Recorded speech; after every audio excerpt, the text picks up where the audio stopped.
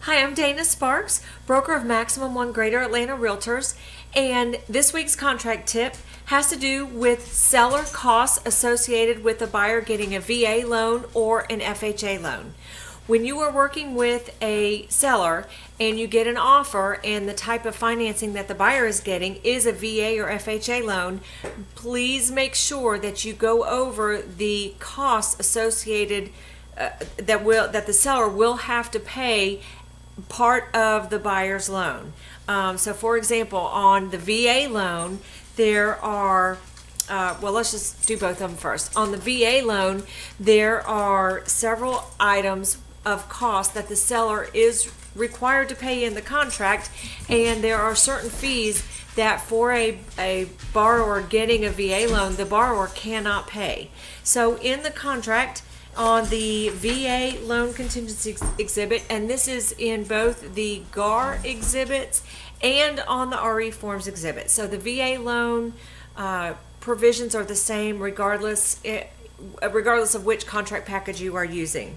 But I'll just go over the GAR form. So in the GAR form, which is F65, on where it talks about the repairs, it basically says that if there are any mandated repairs by the VA appraiser, then the seller is required to pay them, and by signing this, the seller agrees that they will complete those repairs.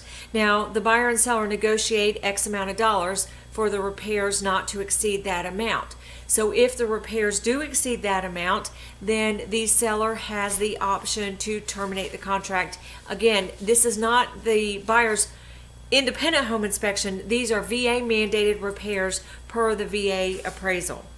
Second item is a whole slew of miscellaneous fees, and in the GAR VA financing exhibit this year, it is spelled out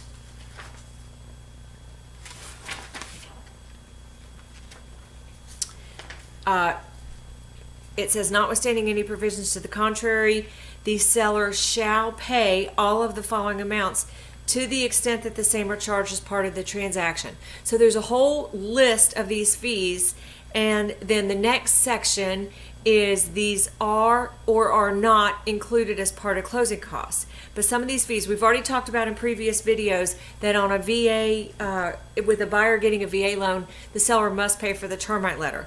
But in the 2016 GAR VA loan exhibit, it spells it out. Termite letter, loan closing or settlement fees, document preparation fees, preparing loan papers or conveyance fees, attorney service charges other than for title work, which would be a seller cost, photographs, interest rate lock-in fees, postage and other mailing charges, stationery, telephone calls and other overhead, amortization schedules, passbooks and memberships or entrance fees, escrow fees or charges, notary fees, preparation and assignment of mortgage to other secondary market purchasers, trustees' fees or charges, loan application or processing fees, fees for preparation of truth in lending disclosure statement, fees charged by loan brokers, finders or other third-party fees, and tax service fees.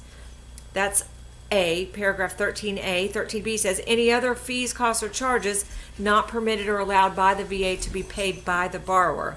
And then again, in the GAR contract, you have the option of selecting these are or are not included in closing costs.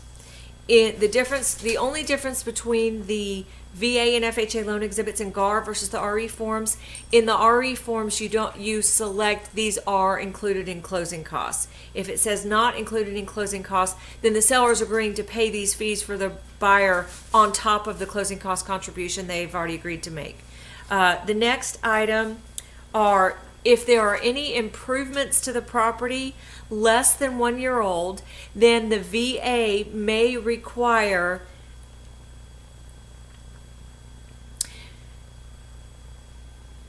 a home warranty on those improvements less than 1 year old. And the VA may require a septic tank inspection, and that would be paid for by the seller. And also, if there is if the property is on a well or is on a septic tank and there is public water and public sewer available at the street, the seller agrees to connect the property to those public services. And again, this is at a cost not to exceed X amount of dollars. Should that cost go above and beyond that fee, the seller has the right to terminate. On the FHA loan exhibit, well, let me go back to the VA for a minute. So for the VA loan, if you're working with a seller and you get a buyer getting a VA loan, make sure you go over those items. The other thing is that whole laundry list of items in that paragraph. It has in the contract that the seller shall pay that. There are certain fees that a VA borrower is not allowed to pay per VA, but of those fees, some of those the VA borrower can pay. So the key is make sure you have communication with the lender and find out what fees the borrower can pay for themselves. You don't want to have your transaction fall apart over a misunderstanding. Okay, VA loan exhibit. So on the VA loan exhibit, and again, the GAR form is F63, FHA loan contingency, and the RE form is RE200, and sorry about that. The RE form for the VA loan exhibit is RE201. And I'll put a reminder below of those for you. In the VA loan exhibit, the seller is required to pay the buyer's tax service fee, and again, in the GAR exhibit, it has a checkbox where you can negotiate, are these included in closing costs or are these on top of closing costs?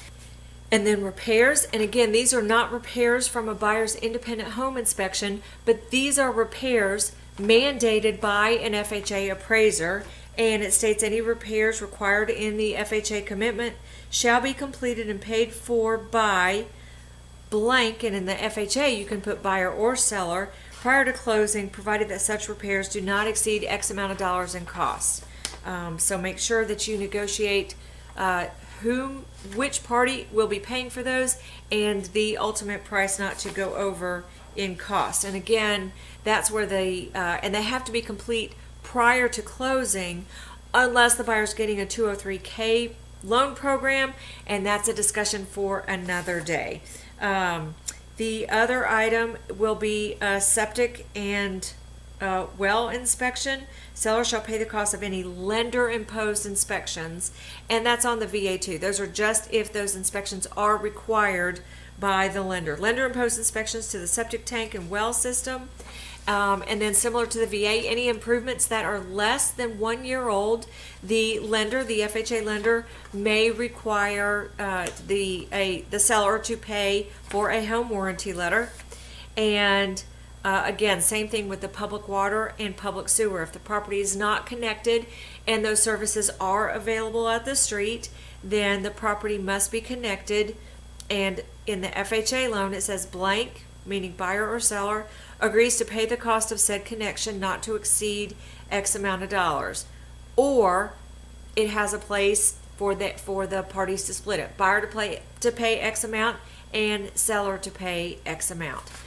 Anyway, just wanted to bring to your attention that there are seller required fees with a buyer getting a government insured loan, whether it is insured by the VA or by the FHA. So make sure you have a clear understanding of what's involved with that if you are working with a seller, and that is the offer that you get. And if you are working with a VA borrower or an FHA borrower, keep in mind that if you're showing a house and it has a lot of repair work that has to be done, they may not be able to get that loan program, or the seller may not be in a position to accept their offer based on their financing. Now again, with FHA, there are some loan programs to address those issues, namely FHA 203K, and VA would be a little bit different. So good communication with your service providers. Make sure you're talking to those lenders, and just make sure your clients understand all parts of the contract and what it is they're signing when they agree to sell their house to any specific buyer based on the whole terms of the contract. So thank you so much for watching. Again, I'm Dana Sparks, broker of Maximum One Greater Atlanta Realtors, satisfying your needs with service, innovation, and education.